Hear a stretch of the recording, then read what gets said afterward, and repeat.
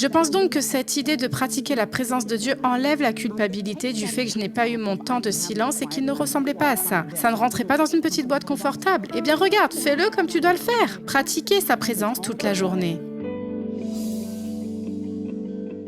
Priscilla, donc, bon, ok. Donc, tu as commencé à parler quand tu avais environ 19 ans. Oui. Ok. Tes parents sont incroyables. Tout d'abord, commençons par l'endroit d'où tu viens. Ta maman et ton papa, Bishop, Tony Evans, oui. juste là. Un si grand orateur. Un si grand homme. Et ta mère. Oui. Tu vois, ta mère a fait un si bon travail. Ce sont des personnes magnifiques et laisse-moi te dire que cela met de la joie dans mon cœur rien que de parler d'eux. Et la raison en est que je connais beaucoup d'enfants, de prêcheurs qui n'ont pas mon histoire. Leurs parents étaient d'une certaine façon à l'église et ils étaient d'une autre à la maison. Et la relation avec Jésus-Christ était tellement segmentée parce que c'était comme la vie d'église là-bas puis la vie normale, je vois. Et la vie ordinaire avait l'air différente. Ce n'est pas mon témoignage. Mes parents sont des personnes intègres et de caractère. Ils sont comme pour de vrai. Comme tous ces trucs que mon père prêche sur la famille, l'unité de Dieu transmise d'une génération à l'autre, dans l'unité de la famille, le message de Christ qui est transmis, il y croyait. Nous avions des dévotions ensemble en famille. Nous n'étions pas une famille parfaite, mais mon père était intentionnel. Ma mère, eux, avaient l'intention de s'assurer qu'ils transmettaient ce qu'était vraiment le ministère. C'est un débordement de ta relation avec Jésus-Christ. C'est vrai, je remercie Dieu. Tu sais, j'ai la même histoire. Oui. Des parents incroyables. Et mon père disait toujours, ton ministère, c'est ta famille. Oui, En miniature. c'est ça. Et ta famille, et si ça ne se passe pas à la maison, ça ne se passera C'est pas ça, ailleurs. exact. C'est vrai. Donc, c'est un héritage tellement incroyable que nous avons. Quelle est ton histoire, ma fille? Eh bien, en fait, c'est la même chose. Mes parents s'aimaient et m'aimaient et mon père m'a dit tous les jours que je pouvais n'importe quoi et faire n'importe quoi et qu'il croyait en moi. Et je suis très consciente que nos histoires ne sont pas malheureusement, pas aussi communes. Tu sais qu'il y a tellement de femmes en particulier qui font face à l'abus, la trahison et l'abandon. Et puis elles grandissent et cherchent l'amour et la sécurité dans toutes sortes d'endroits. Alors Mais tu sais, j'étais voilà le juste truc. reconnaissante. Oui, je suis reconnaissante aussi, mais je pense à cela et je réalise que lorsque je remonte juste une génération au-delà de mes parents, mes grands-parents, les choix qu'ils ont faits changent littéralement la trajectoire de toute notre vie familiale. Donc, à un moment donné, quelqu'un a dû décider que ça suffit. Et je vais vraiment être un homme ou une femme de Dieu et je vais suivre les lauriers des Écritures. Et je vais transmettre cela à mes enfants. Quelqu'un C'est dans une lignée exactement familiale doit faire ce choix. En ce moment. Alors, autant que ce soit nous. Autant que ce soit nous. Autant que ce C'est soit bien nous. ce que tu aies dit ça parce que mon père, encore une fois, m'aimait beaucoup, mais il n'avait jamais entendu je t'aime de la part de ses parents. Il a donc décidé qu'il ne serait pas comme ça. Donc pour en revenir à ton point de vue, quelqu'un doit à un moment donné faire le changement et dire nous allons faire les choses différemment. Et ce que j'aime chez Dieu, c'est que même si peut-être que tu n'as pas cet héritage, Dieu peut prendre un moment de temps. Oui, totalement. Il n'y a rien de gaspillé dans le royaume Oui. de Dieu. Oui. Et j'adore ça. Mais tu as exercé des ministères auprès de tant de personnes dans le monde, des femmes de toutes les tribus et de toutes les langues. Ok, parle-nous de toi. Si nous devions juste te presser, quel est, selon toi, le message de ta vie? Est-ce qu'il y a une chose en particulier ou est-ce juste... Je veux dire, tu parles de tout, mais... C'est vraiment que les Écritures, du début à la fin, sont vraiment une rencontre avec une personne. Et que si je peux encourager les gens à voir que la Bible elle-même n'est pas juste un livre, que nous ne sommes pas juste censés la connaître ici, mais qu'elle se traduit littéralement par la puissance du Saint-Esprit, par une expérience avec une personne dans nos rythmes de vie quotidiens. Là où tu fais l'expérience de sa paix, tu ressens réellement la joie, le confort, la proximité de Dieu à travers les Écritures. C'est ce que je veux être capable de communiquer. Je veux que les Écritures prennent vie comme elles l'ont fait pour moi. Pas seulement à l'église, comme mon père prêchait fidèlement chaque dimanche, comme il le fait encore aujourd'hui.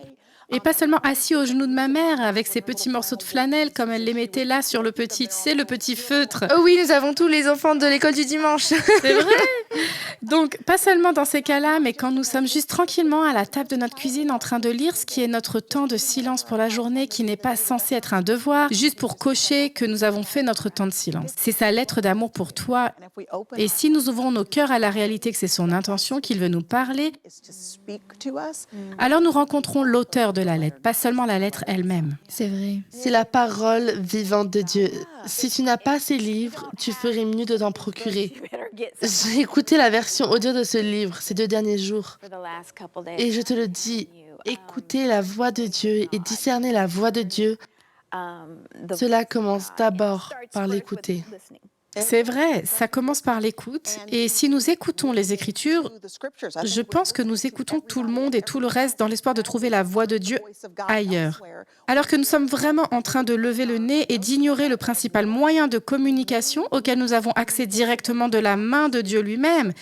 Et c'est la Bible. Si tu veux entendre de Dieu et que tu ne lis jamais la Bible, alors tu ne peux vraiment pas entendre Dieu. Exactement. Parce que c'est la principale façon dont il parle. Les gens le volent.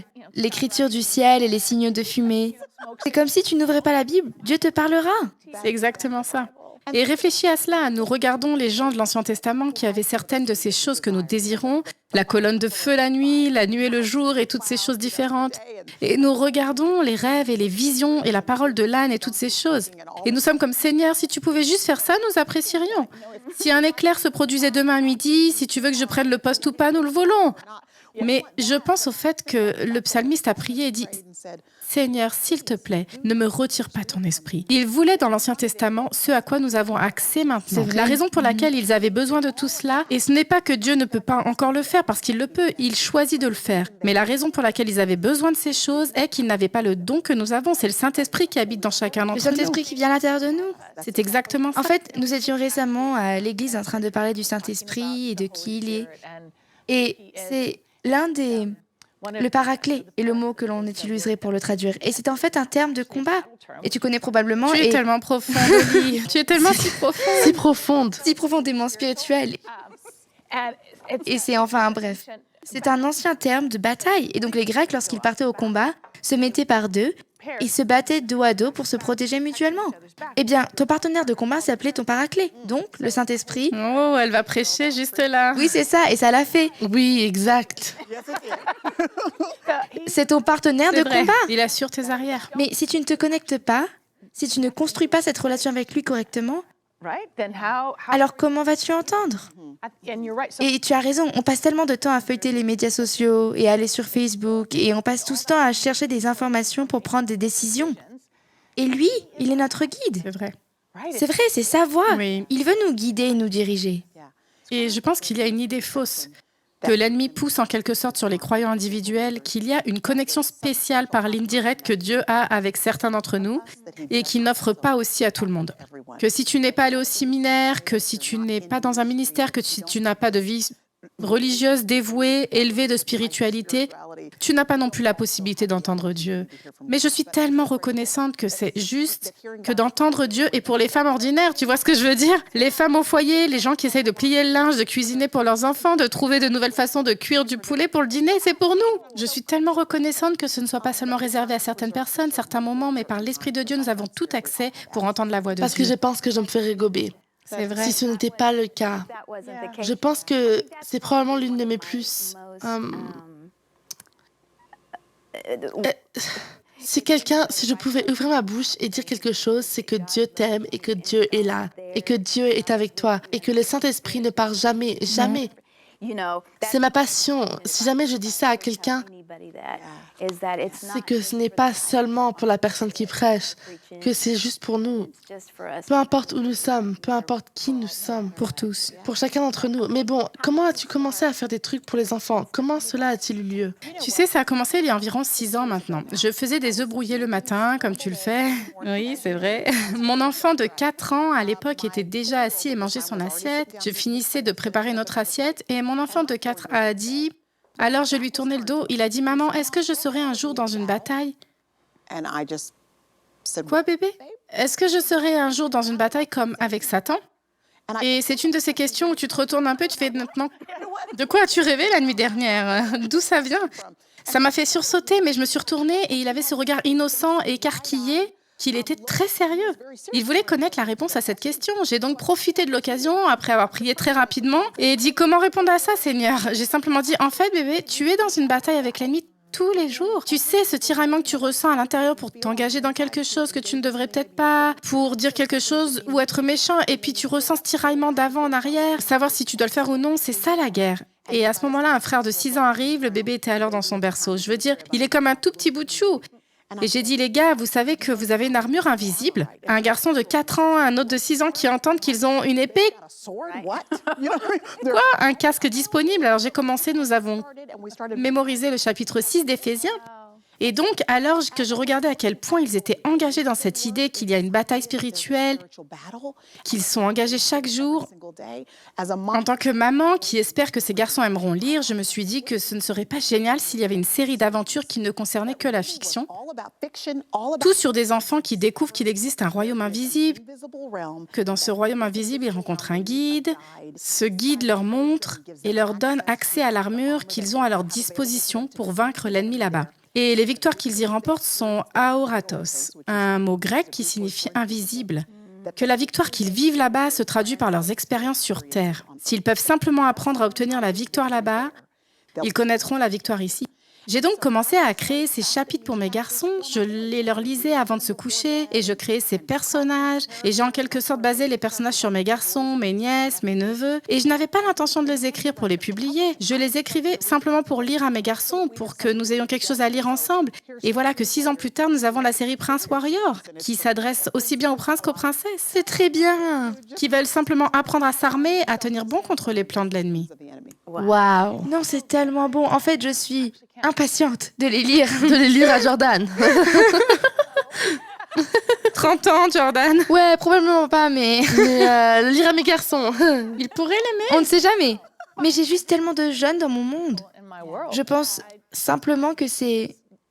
Eh bien, personnellement, c'est comme la raison pour laquelle j'aime C.S. Lewis, parce qu'il pouvait écrire des fictions qui faisaient vraiment avancer les choses. J'ai juste l'impression d'avoir appris tellement de choses grâce à ça. Presque exact. plus que quelqu'un qui enseigne. Exact. Pour connaître, quelqu'un qui raconte l'histoire. Et le but était de donner une opportunité biologique pour qu'il y ait une conversation entre un enfant de 10 ans et sa maman, un enfant de 10 ans son papa, à propos de quelque chose qu'ils ont lu et qui a juste fait allusion à quelque chose qui a éveillé un intérêt spirituel. Cela ouvre la porte à cette conversation sur les choses spirituelles avec leurs parents. C'est un peu la façon dont Jésus a raconté des Il a simplement histoires. raconté des C'est histoires. exact. C'est ça. Donc les principes théologiques sont juste tous rangés là quelque part. En fait, Oui, c'est nous génial. avons décidé sur princewarium.com, ce que nous avons fait, c'est que nous avons ce petit bouton appelé secret, pour qu'un parent, un enfant, puisse cliquer sur secret et voir quels sont les secrets théologiques cachés dans chaque chapitre. Donc si un parent n'a pas Wow. lu tout le livre, mais qu'il veut juste y aller, il sait que ses enfants en sont au chapitre 2, le livre 2, ils peuvent y aller, voir quels sont les secrets, puis en parler au dîner et dire « Qu'est-ce que tu as lu ça? Qu'est-ce que tu en penses? Qu'est-ce que ça voulait dire ?» Donc nous commençons juste à essayer d'attiser un peu la conversation. C'est vraiment cool. C'est génial. Ok, donc il y a quelques mois, nous étions à l'église de l'évêque Jake, Bishop Jake, et tu as eu le grand Ah, honneur belle récompense, là-bas. ce sont des Ne gens sont-elles pas magnifiques. formidables? Et ma belle-mère a reçu la récompense pour l'ensemble de sa Oui, carrière. elle l'a eu. Et donc, tu avais tes enfants avec toi, tes garçons, tes 3 beaux garçons d'ailleurs. Géant. Oui, des garçons géants. Géant, je veux dire que je me souviens juste d'eux quand ils étaient petits. Géants pour elle tous les jours. Ils sont si grands. Mais toi, il y a quelque chose qui m'a beaucoup touchée pendant ce discours. C'est que tu as commencé à dire au public que tu parles à tes enfants. Alors, parle de ça. Tes parents t'ont-ils fait comme ça? Ou c'était juste quelque chose que tu... Ou c'était juste quelque chose que tu... J'essaie de me rappeler exactement pourquoi j'ai commencé à faire ça. Quelle était la raison spécifique? Je ne sais pas si je peux m'en souvenir, j'ai juste pensé que c'était l'occasion de leur mettre quelque chose dans la tête. Faire en sorte qu'un message reste coincé dans leur tête. C'est le bon moment. C'est le bon moment, c'est ma chance, tu sais, pendant que j'ai un public. Pendant qu'ils sont ici. C'est ça, je vais faire en sorte que cette bande son reste dans leur tête. Parce que je sais que l'ennemi va s'en prendre à eux, je sais qu'il va essayer de les faire se sentir peu sûrs d'eux, découragés, dépassés, frustrés, et comme s'ils étaient mal équipés pour faire tout ce que Dieu a pour eux. Alors je leur ai littéralement dit presque la même chose pendant des années et des années chaque matin, ils savent ce qui va se passer. Je dis, regardez les garçons, regardez maman dans les yeux. Et ils adorent ça, ils ne te le font juste pas Ils savent ce qui se savoir. passe. Oh oui. Oui. Tu le sais. Complètement. Ils raconteront cette histoire dans 40 Ils feront ans. la Ils même seront chose. assis ici sur ce plateau, en train de Faire la parler même de chose. ça. Ils ont intérêt à se lever et à m'appeler Béni, c'est ce qu'ils ont intérêt de faire. Tu te lèveras et tu m'appelleras Béni.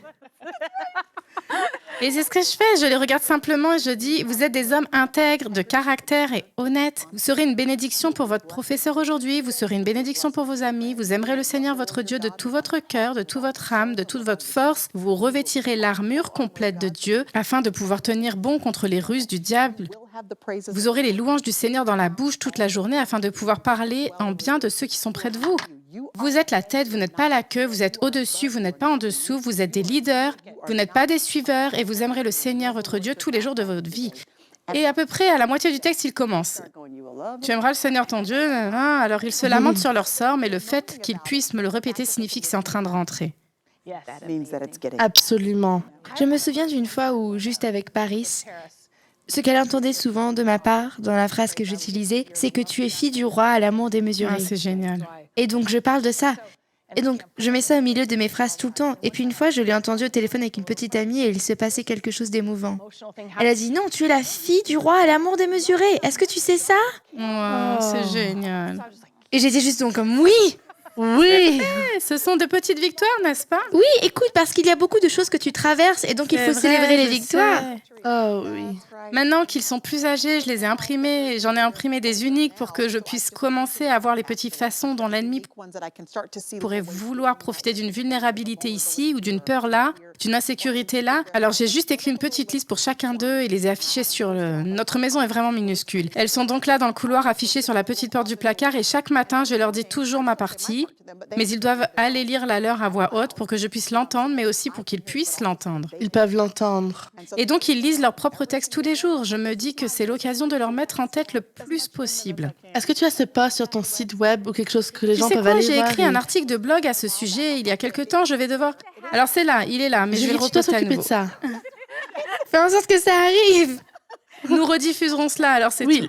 les gens pourraient l'imprimer C'est ça. et mettre C'est une ça et excellente dire idée. ça. J'adore ça, j'adore. Et j'adore qu'en fait tu leur fasses dire des choses parce que c'est vrai. La foi vient en entendant. C'est vrai. Et tu dois parfois entendre de ta propre bouche. En fait, je me souviens que lorsque je faisais face au cancer, je pouvais lire les versets de la guérison, mais il y a quelque chose dans le fait as de les raison. dire à voix haute et les dire plus fort que la peur dans ma propre tête. C'est vrai, parce que la peur dans ma tête était énorme. Et donc les dire plus fort. Et donc il y a juste quelque chose dans le fait de trouver une promesse. Et je sais qu'il y a des gens qui regardent et que tu es au milieu de ta propre situation.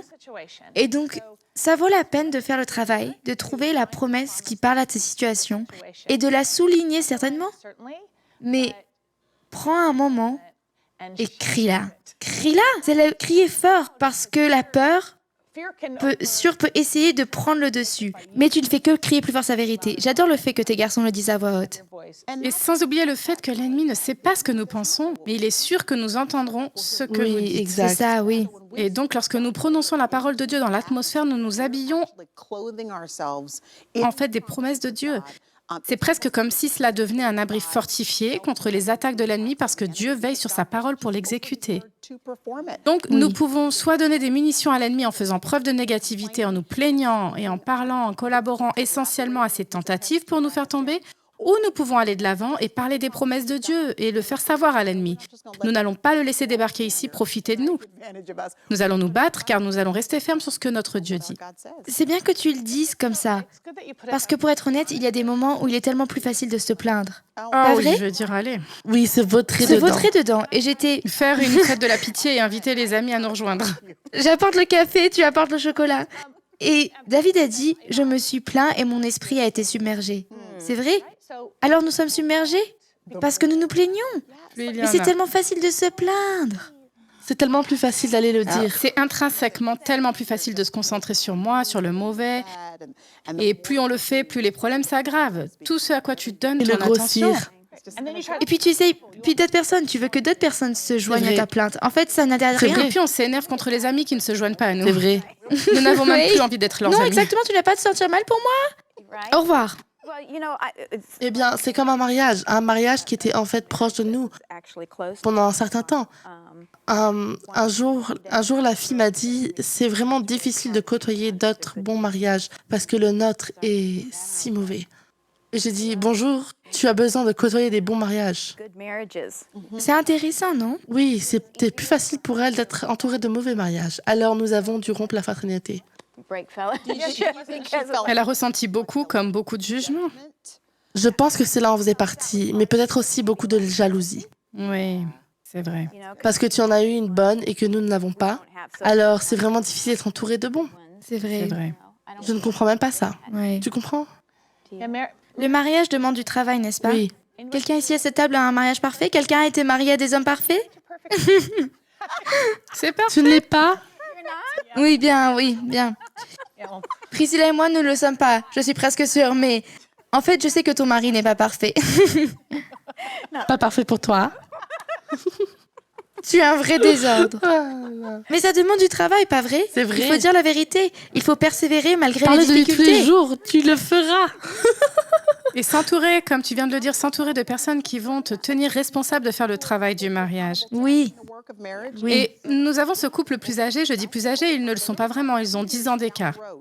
Mais donc, ils ont 10 ans d'avance et élèvent des enfants dans le mariage, le ministère. Tu as vraiment besoin de quelqu'un qui a un peu d'écart, qui peut regarder la saison dans laquelle tu te trouves et donner des conseils avisés. Mais nous nous sommes vraiment soumis à leur autorité dans le sens où, s'ils regardent notre emploi du temps, qu'ils disent « Quand est-ce que vous êtes sortis ensemble pour la dernière fois ? Quand est-ce que c'est la dernière fois que vous avez vraiment eu une bonne conversation qui ne concernait pas les affaires, le ministère, c'est juste à propos de vous deux ?» Et si nous n'avons pas fait ça et qu'ils nous disent « Mettez vos derrière dans un avion et venez nous voir tout de suite », nous nous engageons envers eux à ce que s'il y a quelque chose qu'ils voient, que nous devons réaligner, nous prenions l'avion et nous y allions parce qu'ils se soucient plus de l'état de nos âmes que de l'état de notre ministère. C'est pour cela que nous avons besoin de gens comme ça, qui vont juste recharger et garder tout en tête. Mais voilà le truc. Parfois, je pense que les gens vont dire ça. Tu sais, comme, si tu avais besoin de responsabilité, tu as besoin, mais ensuite pour faire le travail de, puis être réellement soumettre. responsable, se soumettre à la voix de quelqu'un d'autre. Surtout pour un homme. J'ai l'impression que c'est plus facile pour nous les femmes parce que nous sommes des êtres relationnels. Nous aimons ce sentiment de protection, d'être couverts. Il y a la sécurité, la sûreté. Donc c'est au moins plus facile pour nous. Mais parfois pour nos maris, c'est comme si j'étais un leader dans cette maison et que je n'essayais pas de me soumettre à quelqu'un d'autre. Les meilleurs maris du monde, je pense, sont ceux qui sont prêts à se soumettre à l'autorité de leur pasteur ou du chef spirituel dans leur vie. Totalement. Ils s'humilient pour savoir que j'ai besoin de conseils et de directives et donc nous devons prier pour Oui. nos maris à cet égard. Oui. Parce que c'est une chose difficile pour la partie masculine des hommes. Macho. Cette partie d'homme macho. Macho. Ce que nous aimons, nous voulons la partie de l'homme macho. Nous le voulons. Non, mais c'est... En fait, je me souviens qu'il y a 1000 ans, tu venais peut-être d'avoir le bébé. Donc, et nous sommes assis à dîner, tous les quatre, Philippe et moi, et toi et Jerry. C'est vrai. Et tu as sorti ce petit bloc de papier et tu as dit, OK, comment on fait ça? J'étais comme moi, pourquoi n'étais-je pas préparée? Mais c'était comment faire pour se marier et élever des enfants et faire le ministère et... Parce qu'à cette époque, tes enfants auraient eu l'âge de mes enfants maintenant. C'est vrai, c'est vrai. Et j'en suis toujours très consciente lorsque je suis entourée de personnes qui ont juste une longueur d'avance. Je veux juste glaner ce que je peux de ce moment parce qu'ils sont déjà passés par là et l'ont fait. Il ne sert à rien que nous fassions tous la même Non. erreur. Autant apprendre des uns des Exact. autres. Mais il faut de Exactement. l'humilité pour le faire. Donc j'apprécie vraiment cela chez toi. Mais ensuite, j'ai l'impression que c'est... Je fais ça tout le temps. J'appelle des gens et je leur demande comment ils gèrent cette situation. Quand mes enfants étaient adolescents et que j'essayais de ne pas les tuer, je faisais OK. Le désespoir ici parce que, hein, avoir les vraies conversations, s'humilier, reconnaître qu'ils sont... Tes enfants ne sont pas parfaits et m'aider à les faire passer à l'étape suivante. J'apprécie donc cette qualité chez toi et le fait d'élever des enfants. Quand nous parlons de la vérité qui nous libère et Jésus, toujours, lorsqu'il a été rencontré par le diable, il a dit « Arrière de moi, Satan ». Il a dit « La vérité a un mensonge ». C'est vrai. Et il a dit « Arrière de moi et je ne te regarderai plus ». Donc nous savons que parler de la parole, c'est notre combat. Pas vrai? C'est vrai. C'est comme ça que nous nous battons. C'est vrai, c'est une épée de l'esprit. La parole de Dieu, c'est une épée de l'esprit. Et aide-nous à savoir, quand tu parles de la prière, ton livre fervent, celui-là même, le plan de bataille d'une femme pour une prière sérieuse, spécifique et stratégique. Parle-nous un peu de cela. Oui, l'une des choses que j'ai retenues du film, de l'enregistrement du film, nous avons tourné pendant environ 3 mois. Et après avoir répété ces lignes à l'infini et avoir été absorbée par cette histoire, j'ai réalisé que si j'appréciais la prière, j'avais négligé l'intentionnalité dans la prière. Être stratégique dans la prière, en fait, essayer de détecter où tu vois les empreintes digitales de l'ennemi, le genre de travail qu'il fait en se mêlant de ta vie, où tu prévois qu'il pourrait vouloir profiter d'une faiblesse ou d'un peu de discorde, et sois simplement attentif à cela. Pour que lorsque nous prions, nous ne disions pas au hasard des mots que nous avons toujours entendus ou que nous avons mémorisés au cours de route, ou des mots qui sont confortables pour nous, mais nous prions réellement d'une manière ciblée. C'est exactement ce que tu as décrit il y a quelques instants. Faire le travail pour trouver les promesses de Dieu qui s'appliquent réellement dans les domaines que nous... Intentionnel. Une prière intentionnelle et puis l'écrire. Parfois, nous avons besoin d'écrire nos prières uniquement parce que cela nous permet de rester concentrés. Ça nous rappelle que c'est pour ça qu'on prie, voyez. Alors quand c'est affiché là dans cette salle de guerre et que tu y reviens jour après jour, ça te rappelle, c'est ta prière.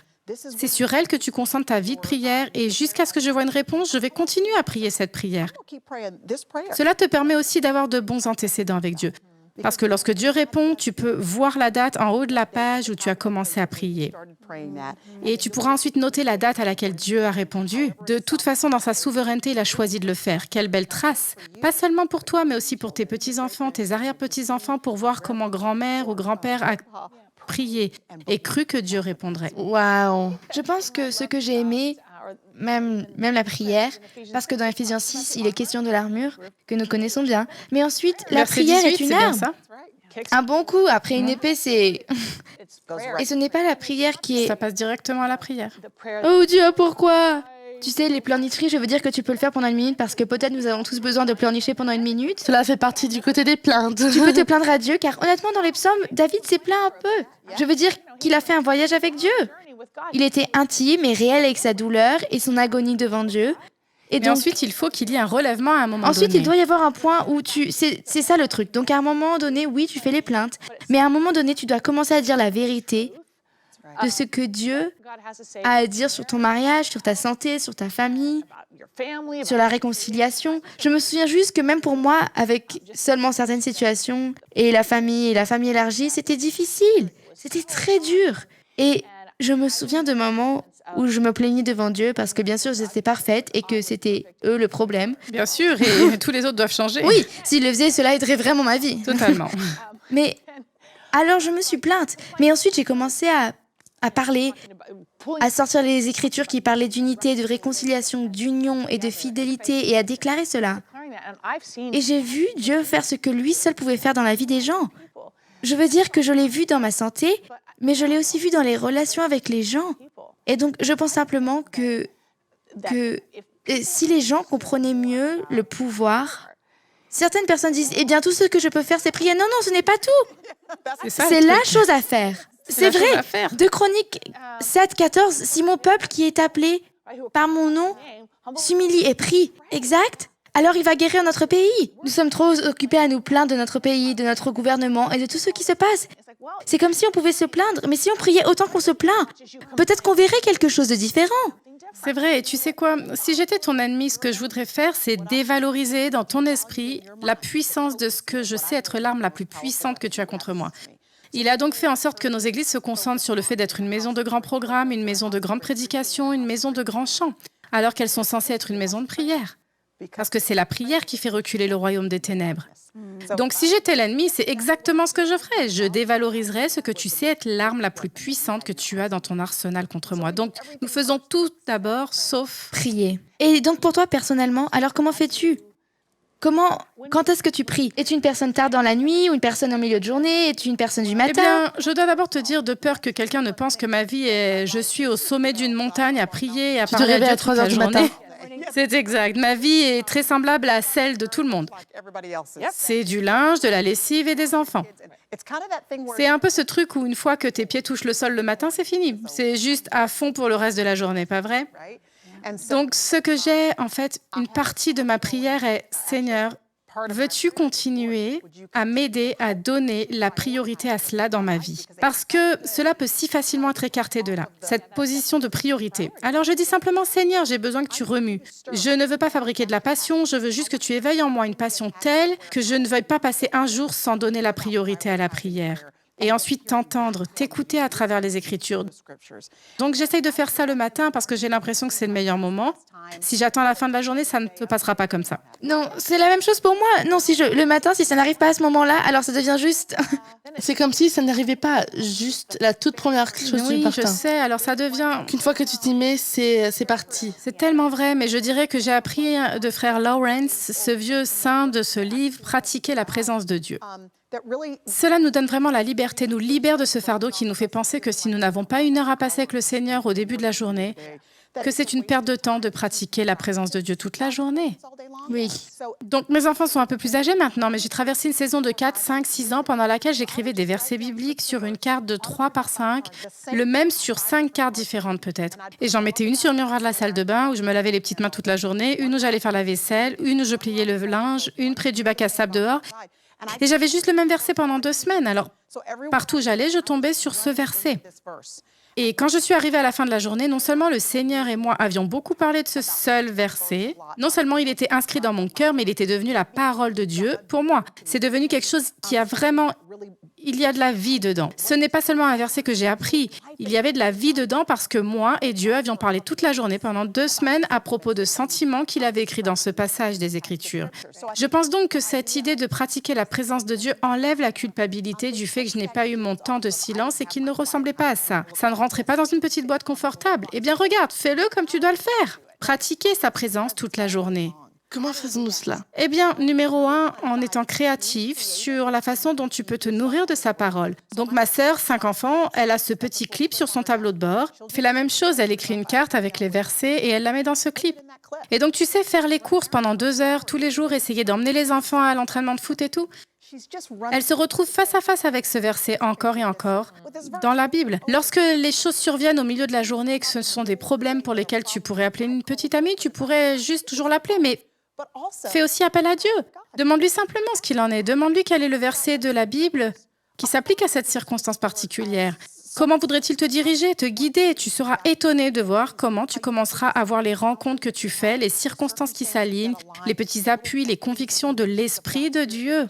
Comment ils commencent tous à travailler ensemble pour t'aider à réaliser que tu entends réellement la voix de Dieu. Tu vois sa providence alors qu'il dirige dans la direction de sa volonté pour ta vie. Cela n'a pas besoin d'être aussi mystique. C'est un peu plus... C'est exactement ce que tu dis. C'est une chose pratique. Juste le fait de voir. C'est comme Philippe, la raison pour laquelle je connais sa voix. Quand il appelle, il n'a pas besoin de dire une longue phrase. Il fait juste « Salut bébé ». Je reconnais parce que c'est ton homme. Parce que je passe C'est toute la ça. journée avec lui. C'est vrai, si je ne lui parlais qu'une fois, de temps en temps, ça C'est serait vrai. un peu plus délicat. Pour moi, c'est la même chose avec Dieu. C'est si tu passes ces moments à parler, écouter, parler, écouter, lire la parole, cela devient très familier. Comme la voix d'Anthony comparée à celle de ton père.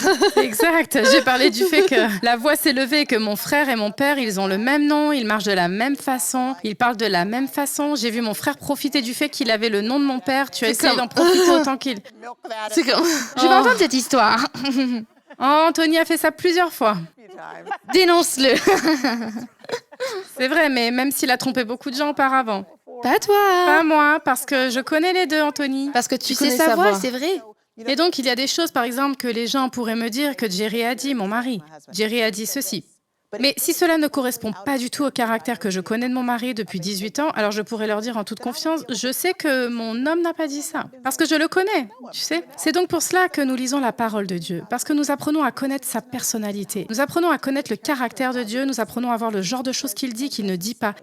C'est ainsi que nous voyons quand notre ego parle ou quand la peur essaye de placer un mot. Parce que la peur a toujours quelque chose à dire. Et l'orgueil, l'insécurité parlent aussi. L'ennemi parle. Tu pourrais détecter, eh bien, Dieu n'a pas dit ça parce que ce n'est pas du tout aligné avec son caractère ou hors de l'alignement de sa personnalité telle qu'elle est présentée dans les versets. Et donc, plus Dieu est présent, plus tu peux l'entendre clairement. Mais nous devons tous, à un moment donné, tracer une ligne dans le sable et dire « ça suffit ». Partout où, même toi, tu peux détecter les empreintes de l'ennemi, tu vois comment un travail pratique causant la division, la jalousie, l'envie, les querelles, les problème de santé, la maladie dans un domaine de ta vie. Écoute, c'est le moment pour toi de prendre fermement position sur les promesses de Dieu, de déclarer la parole de Dieu. Pas seulement intérieurement, mais déclare-les à voix haute, là où l'ennemi sait que tu ne plaisantes pas.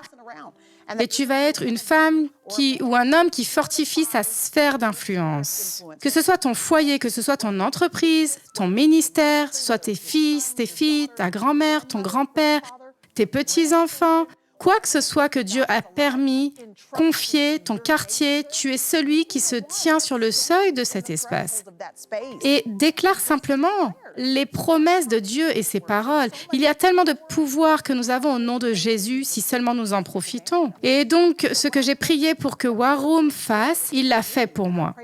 Je prie qu'il le fasse pour nous tous, c'est qu'il inspire une anticipation différente de ce que la prière peut réellement accomplir dans nos vies. Je veux donc t'encourager, même si les circonstances semblent dévastatrices en ce moment, même si comme Lazare, il est mort depuis longtemps, tu ne penses pas qu'une résurrection soit possible, c'est là que Jésus fait son meilleur travail. Il se spécialise en prenant les choses impossibles et en te montrant les possibilités qui existent grâce au pouvoir qui est disponible. Et donc, tu sais quoi? Je veux, si tu es d'accord, donner le coup d'envoi de ta position vigilante dans la prière, dans ce domaine de ta vie, en priant pour toi. Seigneur Jésus, je te remercie en ce moment pour l'opportunité et le privilège que nous avons de nous tenir fermement sur ta parole. Nous te remercions de nous avoir donné ce qui est vraiment cette clé divine, clé appelée prière, qui nous permet de déverrouiller toute la puissance, les ressources du ciel, les libérer dans les rythmes réguliers de notre vie quotidienne. Alors Seigneur, je prie maintenant au nom de Jésus que chaque mission que l'ennemi a contre nos mariages, nos enfants, nos petits-enfants, contre notre santé, Seigneur, contre notre prospérité intérieurement et extérieurement, Seigneur, je prie maintenant au nom de Jésus que ces assignations soient annulées par ton sang qui a été versé sur le calvaire. Seigneur, je prie pour que tu redonnes à quelqu'un son feu, le feu pour se battre pour ce qui revient de droit, le feu pour revendiquer le territoire que tu as déjà déclaré être le leur. Seigneur, comme Josué, veux-tu nous rendre assez courageux pour poser nos pieds sur le sol que tu nous as déjà donné? Aide-nous à marcher dans la victoire, Seigneur. Comme Élisabeth l'a fait dans War Room, je prie pour que tu mettes des mots dans la bouche de quelqu'un. Mets du feu dans leur âme, Seigneur. Aide-les à crier à plein poumon qu'ils croient que notre Dieu est qui il dit qu'il est et qu'il peut accomplir chaque chose qu'il a déclaré vouloir accomplir dans nos vies. Seigneur, je dis cela pour chaque personne qui regarde Dieu et demande qu'il voit ta présence se manifester, ta paix, ta joie, ta santé dans tout ce qu'ils font et disent au nom de Jésus. Amen. Amen. Amen. C'est un si bon rappel pour moi. Même quand tu priais juste là, j'ai pensé, ok, il y a des choses que j'ai juste un peu, pas tellement abandonnées, mais juste devenues paresseuses à propos de la prière, parce que je ne vois pas tout simplement comment cela pourrait changer. Et J'apprécie tu donc sais, cela. ce qui est génial avec le Saint-Esprit, c'est que je suis tellement heureuse que Dieu sache que nous ne sommes que des humains. Nous sommes fragiles et nous avons ces moments où nous devenons simplement paresseux à propos de tout ça. Je suis si heureuse qu'il ait suffisamment de grâce pour cela. Sa grâce est suffisante. Oh, merci mon Dieu. Et, le Saint-Esprit prie lorsque nous ne savons même plus quoi prier. Oui, Nous sommes exactement. juste fatigués, nous ne pouvons que pleurer, nous inquiéter ou être préoccupés. Le Saint-Esprit couvre cela. Que dirais-tu aux personnes qui ont prié et prié et prié et n'ont jamais vu la réponse qu'elles voulaient et n'ont jamais vraiment vu et puis ils ont abandonné. Cela n'a pas l'air de fonctionner. Eh bien, il faut juste dire que Dieu s'appuie sur sa parole et la parole dit que lorsque nous semons, nous récoltons. Que lorsque nous semons dans le monde spirituel, nous récolterons dans l'esprit, que le principe, la théologie de semer et de récolter est vrai. Que nous voyons ou non ce qu'est la récolte de ce côté-ci de l'éternité ou plus tard, il y a certaines réponses, certaines choses que nous devons confier à ses soins souverains. Nous ne connaîtrons pas de ce côté-ci de l'éternité le grand plan de tout ce que Dieu est en train de mettre en place.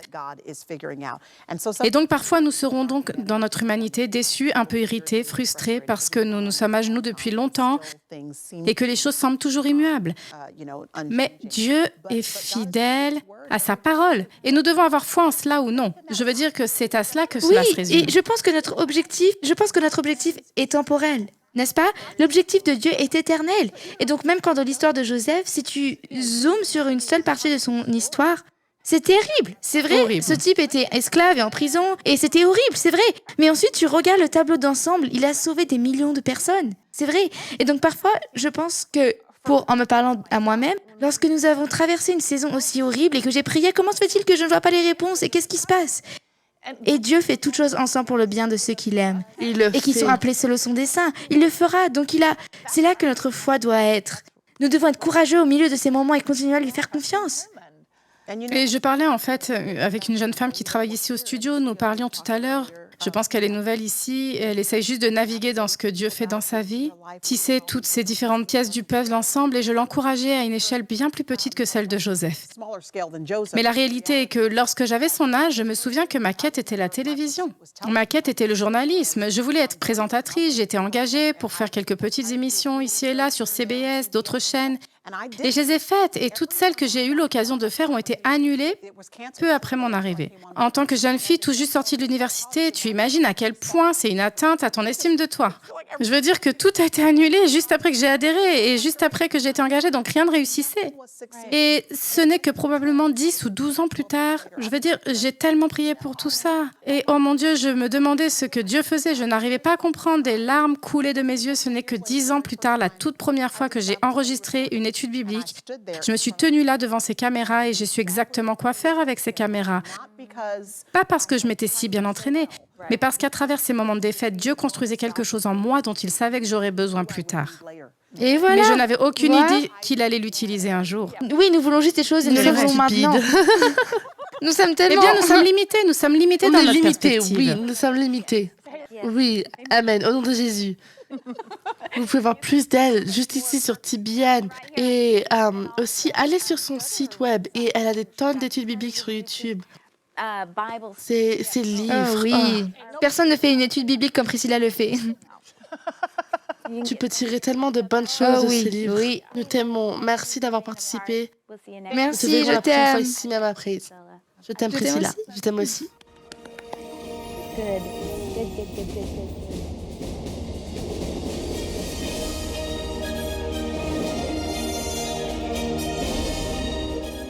Shalom, j'espère que vous avez aimé cette vidéo.